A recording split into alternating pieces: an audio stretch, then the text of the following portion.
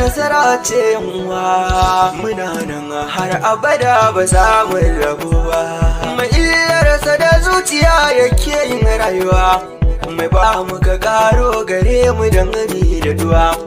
Matakin farko da nasara ke samuwa, ka so wanda ya so ka kare ka zama kun rabuwa.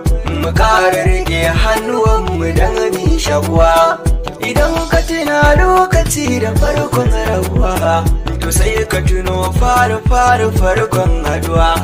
Dan Allah ke tsara rayuwa ai shaguwa, duk wanda ka so kar ka ki shi ba dan wani ba.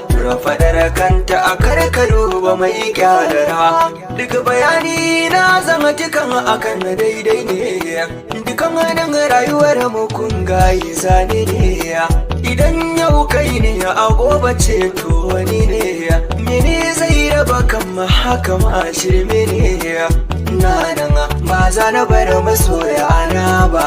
Kuna ji ban so mace da ku komai ba, ni addu'ar da kuke gare ni ba ta yi kasu ba. Kullum nazari na bai wuce akan kauna ba, na san magana in na iba kwakya musami ba. Duk da na san a bangaren banyo nisa ba, ku ne kuke addu'a rabbana ba zai kiya min ba. Mu so iyaye mu zama masu kyawun haiba, so matakin rayuwa mu mafarin haduwa. Zan buɗe baki dan yanzu zana yau zance na, gina da mafarin dan ka gaba ta yau daidai ba.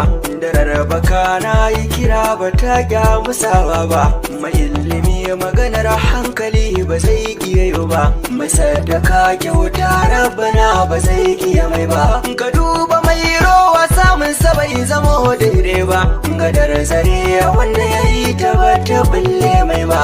Shukar gara da garar gani nake iyaye ba, na faɗawa ne bai fasan ina matafi ba. Kaga zance na bai zama abin aibu ba, kar ki fara kar dai ka manta kan soyayya. Rayuwa madubin ta zuciya da yasi, mu duba manya yara ƙanana fannin ƙauna, da mun gano farko zuciya rai ta sarki. Da hankali na da lafiya nake yin komai, in babu kun san abadin da zan iya nan take. Kowa da nasa gwanin nawa ya zamo san kowa, ku ce da shi Hamisu ko ku ce